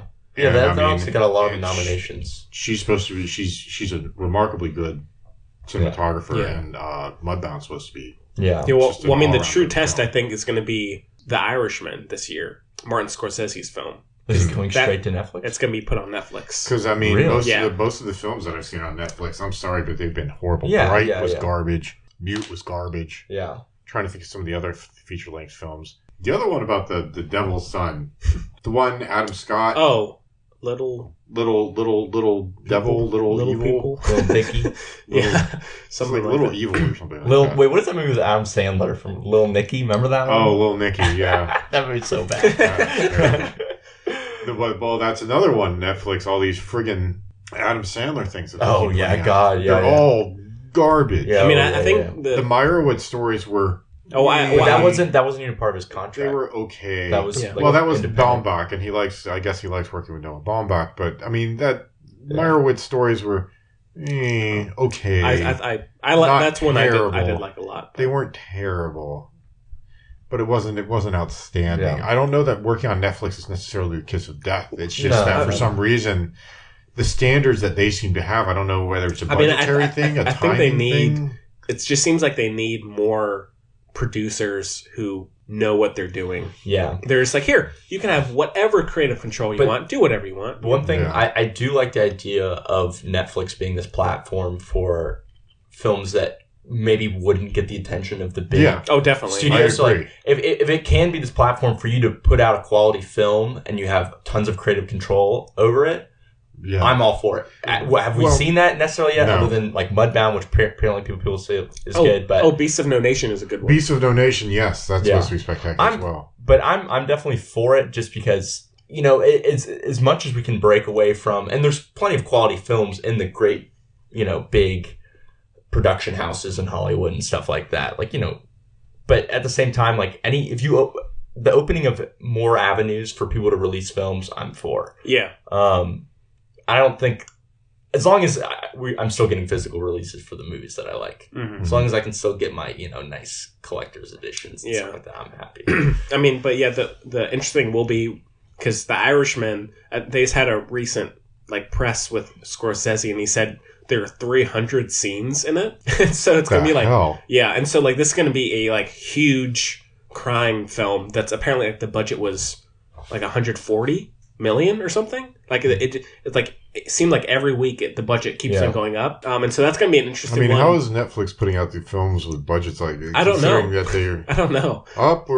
We're losing money like crazy. We're 20 billion in debt here. Well, yeah. Right as I was leaving the house, my roommate was watching Silicon Valley, and there's a guy yelling at the guys that are making Nap or whatever. They're like, every great business is losing money. You cannot be making money. Yeah. Look at Amazon. Yeah. They haven't made money in years, but somehow Jeff Bezos is a fucking billionaire. Yeah.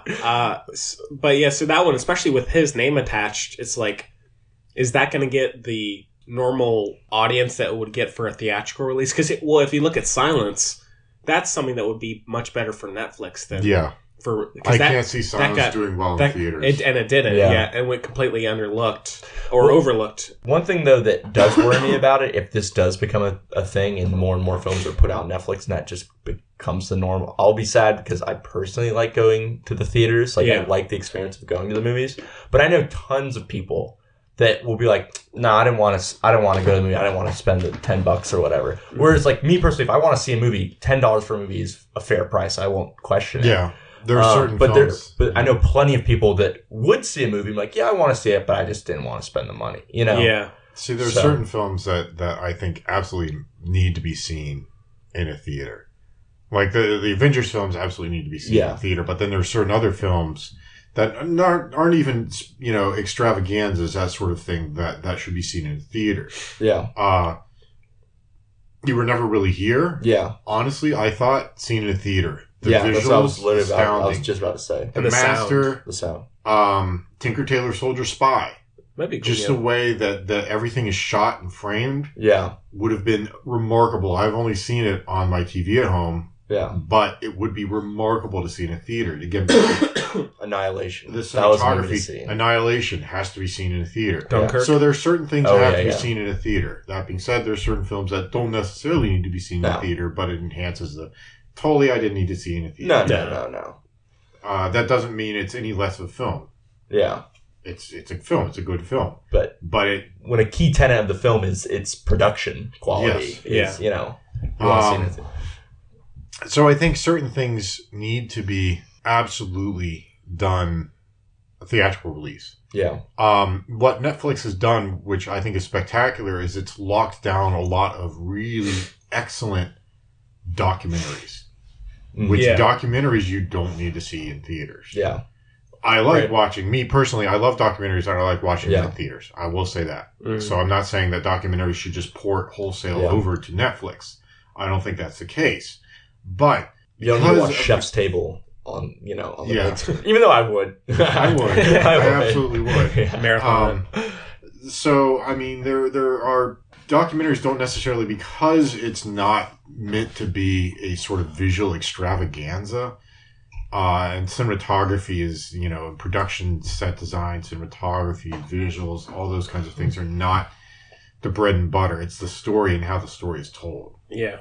That, I think, works really well. I mean, Netflix has some absolutely outstanding documentaries. So What Happened to Miss Simone, The 13th. Oh, yeah. And, some of the sort of stories that they have. I'm watching one right now, Evil Genius, which... I heard that was, really good. It's really good. I think Netflix should be a platform for new directors to sort of get their name out there. That being said, who is it? The director of Bright? David Ayer. David Ayer, thank you. That was upsetting. Your favorite film of the year, right? That was upsetting. Because, I mean, he did, Fury was so remarkable. End of Watch as well. And, End of Watch, right? Which is on Netflix. But End of Watch. And then he goes and makes Bright. Who said, this is a good idea? Well, I mean, let's do this. I like the concept. It's just the execution. I like the concept. Again, the first 10 or 15 minutes I thought were... Yeah, but then the story just devolves into, like, crass action flick. Yeah. Whereas Fury, that doesn't happen. Yeah. Although, to be fair, that could have come out in the theater. It would have had the same effect, wouldn't you say?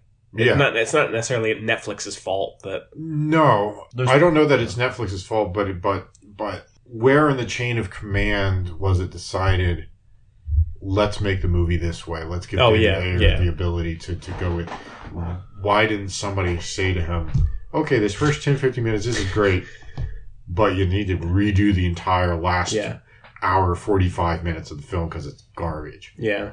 I don't know We'll see. I don't know that Netflix is a kiss of death for directors. Yeah. No.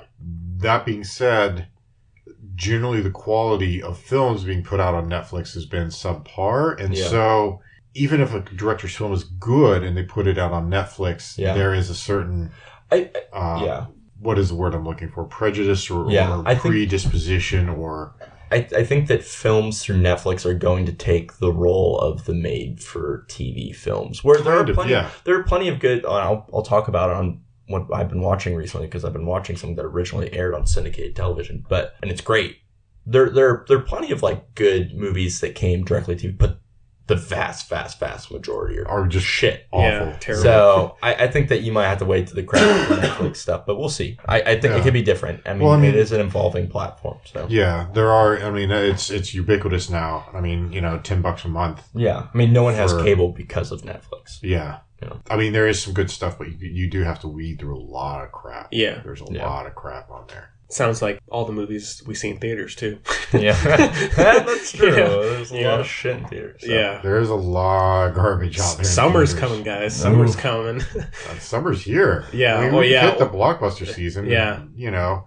Oh, that was one thing I wanted to say when we did Avengers Infinity War, which I thought was kind of weird. What does it say about our filmmaking in our day and age that I go to the theater, watch Avengers Infinity War, and across the lobby, Black Panther is still playing? Oh, I saw that. Yeah. Was it? How weird. Yeah. Like every movie theater in America is still playing Black Panther. Yeah. It's Marvel and Disney, man, they're taking over. But, their quality hasn't plummeted. Well, that's the thing. If anything, I think they're getting better. Films. They're getting better, I think. The quality of their films has been generally pretty good. There Yeah. are some lapses here and there. I still didn't like the major fight scene between Black Panther and Killmonger in Black Panther. All the flippy loopy doo CG camera stuff was not really my thing. But that's more like a personal aesthetics issue. But the rest of the film was outstanding up until that bit. Anyhow, Black Panther is hugely popular, and now, let's see how long Avengers Infinity War hangs out in the theaters. It's been, 3 weeks now? It's going to be like all summer, probably. I mean, it just became the 5th highest grossing movie of all time. Yeah. So and the highest grossing superhero film. So yeah. It's, they're fun to watch. I don't begrudge anything. They're fun to watch. It's just funny when you go to the theater and you're, do I want to watch the brand new Avengers? Do I want to go see Black Panther, which has been out for 6 weeks now? Yeah. And he's already in it.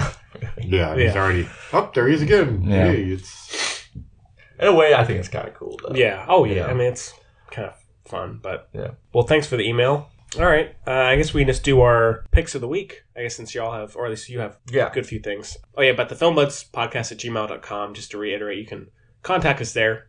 Send us any questions or comments you have. And so, I just have a couple of things. I was telling Cooper about it a few days ago. One night I was just bored, and for some reason I had the Blu-ray. I don't know why. Got it like a year or two ago. But I watched The Lords of Salem, which is the Rob Zombie movie from a few years ago. One of his slasher grindhouse. His second most recent film. I was just like, I'm going to watch something strange, something I haven't really seen many of his films before. I would say maybe at best it's a 3 out of 5, but it's probably, at least of the films I've seen, it's probably the best, which isn't saying much. But follows these 3 radio gothic clown DJs. Oh god, insane clown posse style. Yeah, you should look up the design on Google It's Images. like insane clown posse. Right? They have like these Slipknot. blonde juggalos, dreads, kind of like looking up. Kiss band paint, and Why do you do this to yourself? I was curious. I like taking a risk here and there, but they get this. Oh my god, they look so fucking stupid. look, yeah. Jesus that's Christ. pretty awful. Yeah. But there are these DJs who all the banter between them is just brutal. It's just like the most lame, like unfunny, like stereotypical radio DJ stuff or banter, which doesn't all mesh with their look. Like you would think these guys would be like dark, cynical, but they're just these regular radio DJs, or at least how they sound. But they get this unknown music in the mail and they play it. And then it starts to affect things in the world. It's kind of like The Fog in a way. The John Carpenter movie where the fog rolls in and the pirates come, and it was the opening scene is just the thing that I hate about Rob Zombie. And actually, I know we talk about him a lot, but he's like the horror genre's version of Michael Bay. All of his films are like unnecessarily obnoxious. Yeah, because he's so lame. He's just lame. There's no other way of putting it. The humor is so present and also just so unfunny and dated.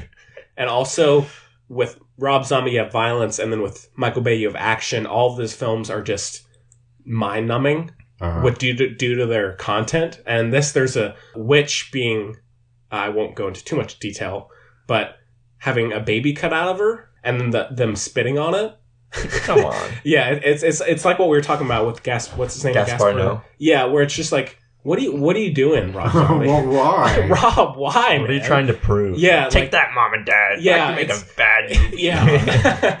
It's just like that stuff where you just, I just can't wrap my head around as to why it's there. And also with Rob, and actually with Michael Bay as well, all of his characters are at like 11 all the time in terms of energy.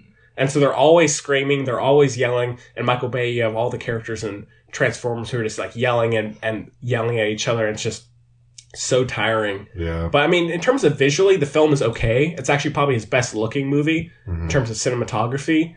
And I mean, there are a few moments here and there. And the concept of these three like gothic clown DJs is at least somewhat interesting. But everything else and where he draws inspiration from is just so shallow. Also, like it's just so obvious where he's drawing his inspiration from, and it's just like. So you say the phrase "gothic clown DJs," and I just immediately. But see, I mean, no.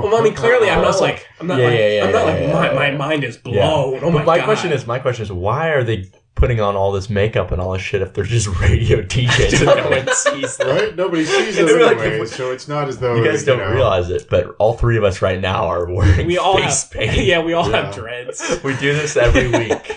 Yeah, I'm wearing a leather trench coat. We're wearing like Tim Burton-esque clothes. I've got a black duster on and my leather pants. We look like Edward Scissorhands right now. I dress exclusively at Hot Topic. Yeah, God. Yeah, and so we've got merch. It's all Hot Topic. Yeah, and so it's by no means probably a film I won't ever watch again. But it was at least sell that blue, dude. Yeah, sell that blue. Yeah, it'll be on my shelf for a while until I know what to do with it. But it's okay. I mean, I know there are big Rob Zombie fans out there, just I guess in the way there are Eli Roth fans who it's kind of a guilty pleasure or whatever. But it's okay. There's stuff in it I hate, but it's not the worst thing I've ever seen. It's just all right, Rob. I mean, I don't get it. I mean, they have scenes like that. We're talking about Gaspar Noé and some of these directors who put these remarkably graphic, shocking scenes in their films, and it's kind of like, look at me. Am I edgy enough yet? Yeah. It's like enough yet? It's like that's all they have to put on the table. Lynn Ramsey, who did You Were Never Really Here. Her films, she is edgy. That's edgy. Yeah, but it's like tastefully done. But it's and it advances the story. Pieces of filmmaking because it's edgy, not because it's like, now we're gonna cut the baby out, then spit on it, and then we're gonna eat the baby, and then we gotta rape the witch. It's like, I mean, that's just the baby.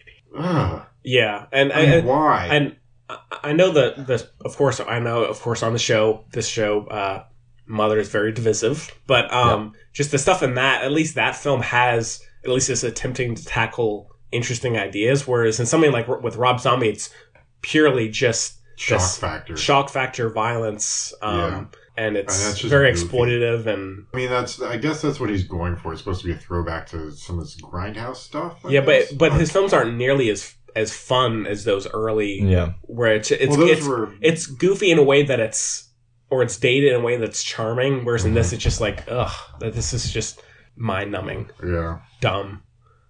Stupid. Yeah.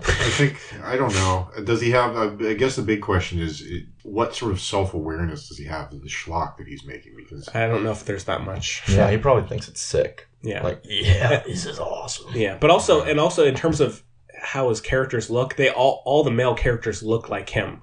They all have this long, like, death metal band hair. Right. They're all like scruffy facial hair, which is funny because like anyone that like listens to that type of music just knows that Rob Zombie is so lame. Like who he's aspiring to be, like everyone, like he's like the kid on the playground that like is trying to like fit in with the other group of kids and is just doing it so poorly. And I kind of feel bad for him. So I haven't seen his most recent one, 31, and I haven't seen a few of his earlier ones, but this one's at least not saying much, but it's fine. Yeah, so check that. I didn't have a seizure while watching it. Yeah, I did kind of nod off once or twice or go get food while I was playing. But then just the other thing I watched is I rewatched The Post on 4K and liked it slightly more. Still don't love it. I think it's maybe on par with maybe War Horse for Spielberg's movies. Still, while it's very, I got the timeliness of it much more on this viewing, and so again, it's very timely. Well, I mean, the issues of freedom of press and the legitimacy of the press. Yeah, exactly. In the era of fake news. Mm-hmm. Yeah, exactly. So. And then otherwise, it does feel at times a little shallow and kind of just very feel-good, crowd-pleasing Oscar bait in a way. Yeah. Or the Spielberg version of that. Well, that's the thing. That's what bothered me is I thought the story was overall spectacular, was interesting, and he treated it in a good manner. But there were some pretty give me an Oscar sort of shots. Yeah, and it's the same thing with War Horse, where it's PG-13, but it's trying to show you World War One. Mm-hmm. It's like the Hollywood version of World War One. Well, that's a shame. Because Saving Private Ryan. Exactly. Yeah, I was just about to say that. Yeah. But it's and I did like Meryl Streep a lot. She's very good in it. It's good. It's not Saving Private Ryan. Mm-hmm. It's not Bridge of Spies. Yeah. But it's still, I thought, a very, very well done film. I was actually surprised at how good it was. I was never a huge Spielberg fan, but he keeps putting out films like this, and Saving Private Ryan, and then Bridge of Spies was really outstanding. Yeah. I haven't seen Lincoln. And I still like that, BFG, Adventures of Tintin, probably all more than this overall, but still solid. But yeah, I think that's it for me. Cooper? Cool. So I was referencing it earlier, but I'm slowly making my way through the Dekalog. I don't know. Have I talked to you? You've talked to me about it. But... Yeah. This Polish director, Krzysztof Kieslowski, made this 10-part miniseries. Each episode's an hour long, and each episode is loosely based around one of the commandments or multiple commandments. Mm-hmm. It's a lot of it has to just do with morality, and it all takes place in this apartment complex in Poland in the 80s. And it was made in the 80s. And it's taken me a minute to get through them just because all of them are really like emotionally draining short little films. But there's also so much to unpack with them that it really wouldn't do it justice to sit down and watch all of them in a row. Where did you find this? It's Criterion. Oh, it's a Criterion. Yeah, I have a... Because, his other films, Red, White, Blue. Yeah. I don't know about The Double Life of Veronique, but... Marco loves that one. It's quite good. I saw that way back in the early days of the Chelsea. Yeah. I also saw Red, White, and Blue when they came out, theatrical release, and they were really good as well. Yeah, but this is the same quality as those films. You would never be able to tell that this aired on TV. Huh. But anyway, so there's 10 of them, and the 5th one and 6th one were edited down to an hour to put into the miniseries and put into TV. But they also did theatrical releases for the 5th and 6th one. They're about an hour and 30 minutes. The 5th one is a short film about killing, and then the 6th one is a short film about love. And I just watched that one, and it's about this 22-year-old boy who's kind of just works at a post office and really doesn't have much going on in his life. And every night he comes home and has this little telescope, and he looks at the telescope and watches this woman through her window sleep with a new guy every night. She's this type of person that just brings home lots of men, and he kind of just watches that unfold. But then you realize that he's not even really watching her have sex. It's more he is so lonely that he's just connected with this woman, just watching her do everyday things get her mail and just walk around the house. And it is creepy. He is stalking this woman, but it kind of develops in a way that you wouldn't expect. And turns out it's a pretty beautiful piece, I think. I'm still thinking about it a lot, but yeah, check that out. It's, if you are into that type of stuff, I know Criterion is having a sale. The box set for the full Dekalog is about $100, but you can get it in half off. Barnes & Noble in July, I think, is when it starts. So if you're into, and it feels very Eastern European, it is very in terms of the colors, it is very dull. It's austere. Yes. That's a good way of putting it. It does speak leagues about his Kieslowski's ability to make an interesting and engaging film using that very bland and very muted setting and palette. He can make these beautiful films. Yeah. And each of the 10 films has a different cinematographer, which is really cool. That's interesting. Yeah, he directs all of them, and him and this other man co-wrote all of them, but he hires a different cinematographer for each. And sometimes it doesn't really make a difference, but especially the 5th one, a short film about killing, the color, it is it's about this guy that strangles a person just randomly.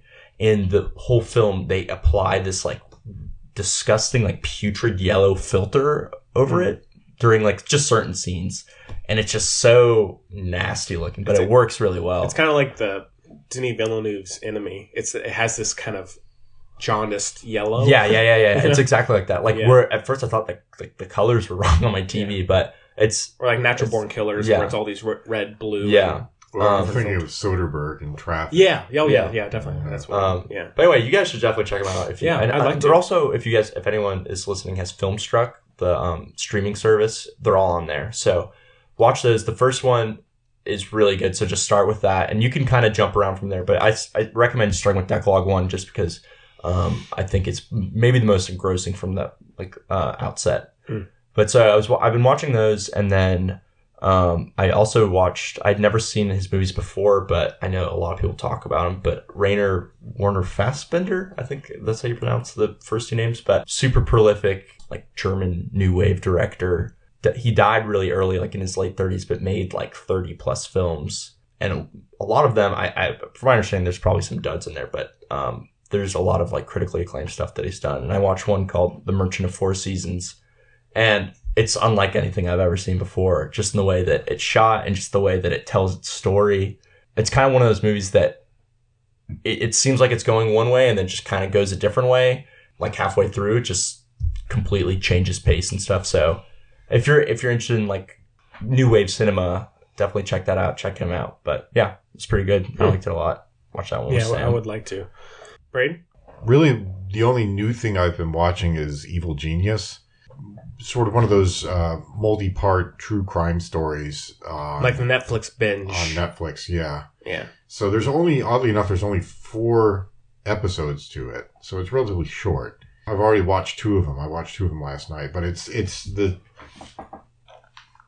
story, the crime is so strange. The story surrounding it, the people surrounding it are so strange. It's really compelling and interesting to watch. It's about a bank robber, right? It's about a guy who robs a bank. He's essentially coerced into robbing a bank. A bomb is strapped around his neck, and he's coerced into robbing a bank. And then there's a series of other murders that occur afterwards, and then somebody reports on this woman, Marjorie Deal Armstrong. And the guy's saying, I've got a body in my freezer at my house, and I put it there because this woman told me to. I mean, it's just this weird spiral of events that occur, and everybody who's involved in this is just so the suspects, at least I should say, are just so bizarre. But I've watched the first 2 parts of the 4-part series, and so far it's really compelling. It's really interesting, and it's the interviews that they have with everybody that from the FBI, the ATF, the state police. This occurred in Erie, Pennsylvania. The state police, the local police, and it goes through an interview process with all these people. And this happened just recently. And this is 2003. And it apparently got a lot of international press. I think here in the United States it may not have received it as much because we were still, first of all, reeling from September 11th. Yeah. Because this was only about 2 years after September 11th. But then we were also involved, I believe, in the Iraq War at the time. Yeah, that was just starting up. Yeah, I can't remember whether this immediately preceded or just followed the Iraq War. But either way, the news cycle would not have focused on just got lost in the shuffle. Yeah. Because I think that would have been something that I remember. Yeah, definitely. But, I mean, obviously, the American psyche was still reeling from September 11th. And then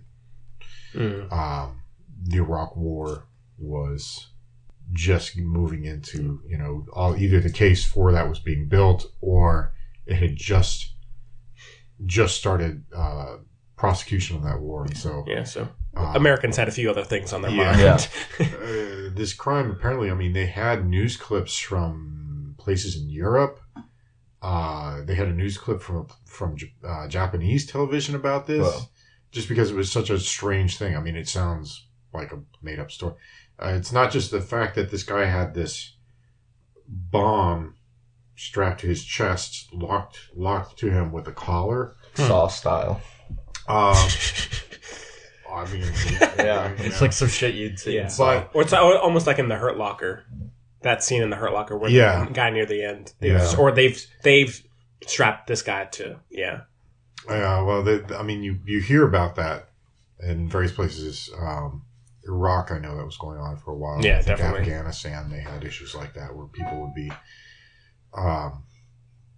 unwilling victims of or unwilling carriers, I guess I should say, of IEDs. Yeah. But not only was it the fact that this guy had this bomb strapped to him, and then he was forced to go rob a bank, carrying with him, of all things, a cane gun. Seriously. Huh. It was just a cane with a little mechanism in it so they could fire a one shot. What the fuck? Right? What but then this guy was somehow he was following a series of clues like a scavenger hunt. And it said, go out to the McDonald's down the road and look under the rock, and there will be a note. And then you take the note, and then you follow the note, and then it will lead you to this parking lot. And then in the parking lot will be strapped to the bottom of the mailbox will be a key and all this kind of stuff, right? Mm-hmm. And so the whole point of him doing the scavenger hunt was he was ultimately supposed to find the keys that would unlock this collar so he could get the bomb off. Yeah. Only after robbing the bank, getting the money, dropping the money off somewhere, and then following a series of notes from that point on to get these keys. And so the whole thing just really weird. Yeah. And pretty sadistic too. Yeah. I mean, it was all very, very strange. 4 episodes of it. It's just, it's hour 4 piece. episodes, about an hour piece, a little under an hour piece. I heard about it, and I would really like to watch that. So, it's interesting. It's done by the Duplass brothers. Oh, really? And Tully. Yeah, one of them was in Tully. Interesting. Who are they? Exactly? They're coming up in everywhere. prominence. Well, I mean, they make a lot of low budget horror movies, right? Mark and Jay. No, they do They did the comedy. So they did a movie, or they did a short-lived series on HBO. It's 2 seasons.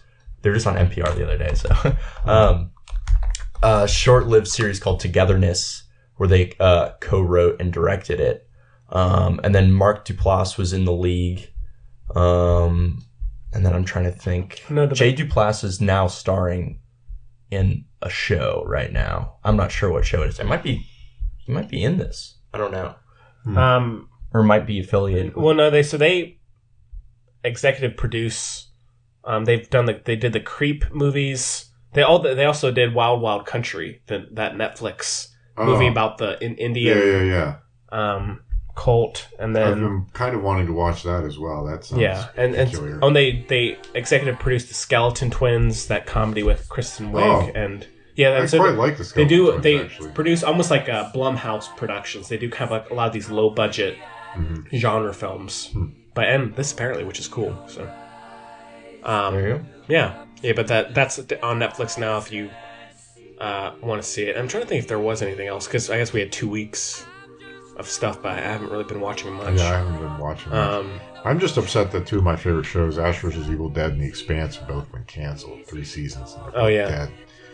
So that's unsettling. Yeah, there were a few. Yeah, a lot of shows recently got the axe. Yeah. Oh, speaking of robberies, did y'all see that video? I mean, it was months ago, of these 2. I think it was in China or Japan. Of these 2 like teenage people trying to rob a place. I think you showed it to me. No, yeah. Okay. So I can't remember the exact what nation it was in, but at night, these 2. I guess it was 2, like teenage, maybe people like Coopers in my age, both have hoods on, and they were trying to get this door or lever open, and one of them, it goes up to the building, and the other one has like a rock or something really heavy, and he tries to throw it at the structure to break it, and he ends up hitting the other one in the head. And this was all captured on like security camera, and it makes the other one go unconscious when he gets hit. And there's the video is just him dragging his friend away around the corner, and the whole time it was done. They released it through CNN. And they had this really funny music playing, like do, and it's like you just see this guy chuck this heavy object, and this guy just get plastered by this, and he goes unconscious, and he has to drag him away. If you haven't seen it, it's golden YouTube comedy video. Yeah, I don't know. Did they catch these guys? I don't know. I mean, because they were both in hoods, and it was at night, and so it's kind of. Well, I mean, but it was captured on camera, and these guys were actually trying to rob a bank. Yeah, no, it wasn't a bank. It was some store, and so no robbery or even any harm was done to the building. It looks like it was just two guys who are so stupid. Wow. Yeah. But check it out if you need a laugh. God. But yeah, so I guess that's about it for what we had this week. So I guess next week, Deadpool 2. Unfortunately. Yeah. I'll probably watch it. Yeah. I didn't really like the first one all that much, but yeah. Well, of course, Cooper, you're always welcome back if you want to see it. And I'm not sure what we'll do for a retro review. I mean, we could do the first Deadpool, but that'd just be kind of repetitive. Logan. I haven't seen Logan. Oh yeah, and neither has Chloe. We'll figure something out for next week, but I think more than likely Deadpool 2. And our schedule should be at least somewhat back to normal. I don't really know much else that's coming out this way. Yeah. I mean, there's good Lord, it's all biopics at the Chelsea, which are good, some good biopics. There's the Pope Francis film, the RBG, Ruth Bader Ginsburg film. Yeah. I kind of want to see both. So yeah, and hopefully, our schedules are still probably going to be a little all over the place, but we should be able to record maybe on Tuesday or Wednesday, like we usually do. And sorry again about not having the show last week. It wasn't our intention, but it happens. Well, guys, anything y'all want to mention before we wrap up? Cooper, Nope. You've got head on to Joe Van Gogh, right? No, yeah, I got work here now. I'm gonna stop and get him a griddle on the Oh, yeah. on the way there. Yeah. Get him a griddle, man. They still make those things? Oh yeah. Oh, yeah. Yeah. Guys, thanks as always. Yeah. It's always a fun time. Yeah, and Chloe should be back next week. But until next time, we'll see you. Bye-bye. Oh, mamma mia, mamma mia. Mamma mia, let me go. Beelzebub has a devil put aside for me.